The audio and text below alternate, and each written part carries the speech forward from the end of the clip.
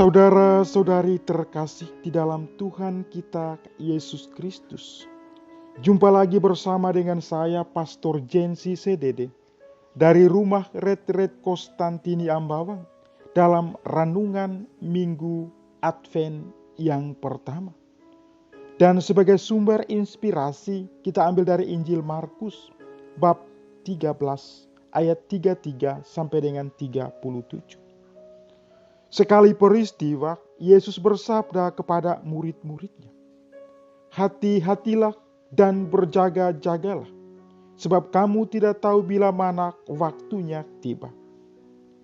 Ibaratnya seperti seorang yang bepergian, yang meninggalkan rumahnya dan menyerahkan tanggung jawab kepada hamba-hambanya, masing-masing sesuai dengan tugasnya, dan memerintahkan supaya penunggu pintu berjaga-jaga. Karena itu berjaga-jagalah, sebab kamu tidak tahu bila mana tuan rumah itu pulang. Menjelang malam atau tengah malam, atau larut malam, atau pagi buta. Hal ini kukatakan supaya kalau ia tiba-tiba datang, jangan sampai kamu didapatinya sedang tidur. Apa yang kukatakan kepada kamu, kukatakan kepada semua orang, berjaga-jagalah. Demikianlah Injil Tuhan. Terpujilah Kristus.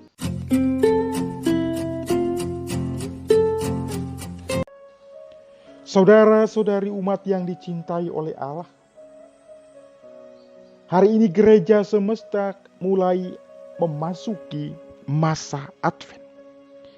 Masa Advent merupakan masa penantian yang di dalamnya juga terkandung masa tobat.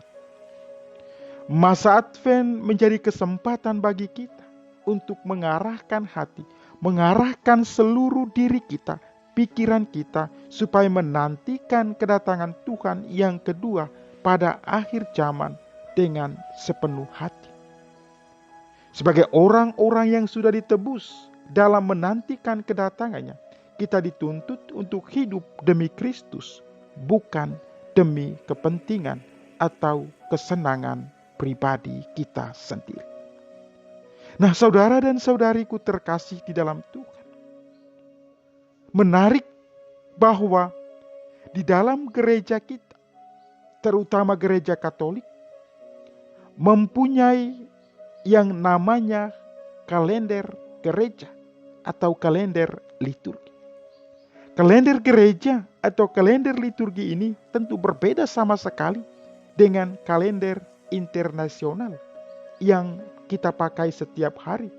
Di sana tertulis Januari, Februari, Maret, dan seterusnya sampai dengan Desember. Kalender gereja atau kalender liturgi ini disusun untuk mencerminkan drama keselamatan yang dikerjakan Allah. Melalui kalender itu tergambarlah bagaimana terjadinya sejarah keselamatan yang dikerjakan oleh Allah. Dan tahun baru awal dari kalender gereja atau kalender liturgi itu adalah Minggu Advent yang pertama. Bagi gereja Katolik khususnya, inilah tahun baru kita. Nah, para saudara dan saudariku terkasih di dalam Tuhan, para bapak gereja mulai dari abad keempat telah menuliskan dan menyusun kalender itu, sehingga bila orang ke gereja pada hari Minggu, dia akan menghayati secara lengkap dan utuh keselamatan yang dikerjakan oleh Allah.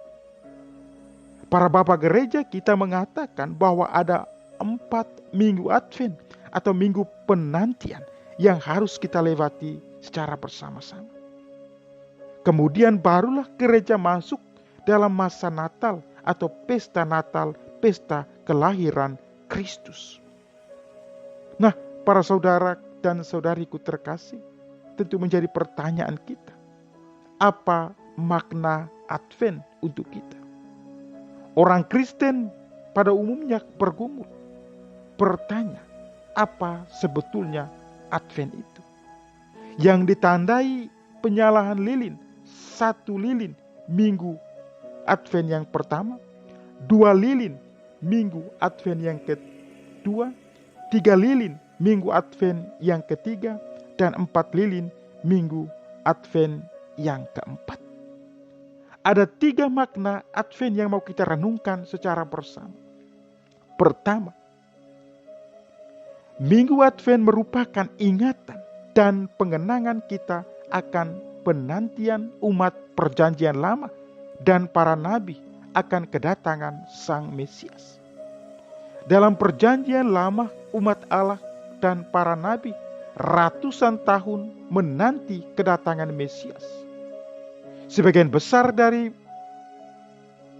mereka setia menanti meskipun sampai kematian mereka tidak pernah melihat Sang Mesias. Ketika gereja menjalankan masa Advent selama 4 pekan, kita mau mengingat kembali betapa lamanya umat Tuhan itu menunggu. Dan mereka setia menunggu kedatangan Juru Selamat. Maka para saudaraku terkasih, bila kita hari ini beradvent, kita satukan hati kita dengan umat perjanjian lama, dengan para nabi yang setia menanti Sang Mesias itu. Yang kedua, para saudara dan saudariku terkasih, Advent adalah penantian akan kedatangan Kristus kembali dalam keagungannya. Kristus sudah datang 2000 tahun yang lalu, tetapi Kristus berjanji Ia akan datang lagi dengan kemuliaan dan kekuasaannya, dan akan melengkapi, menyempurnakan, menggenapi keselamatan yang telah dikerjakannya itu.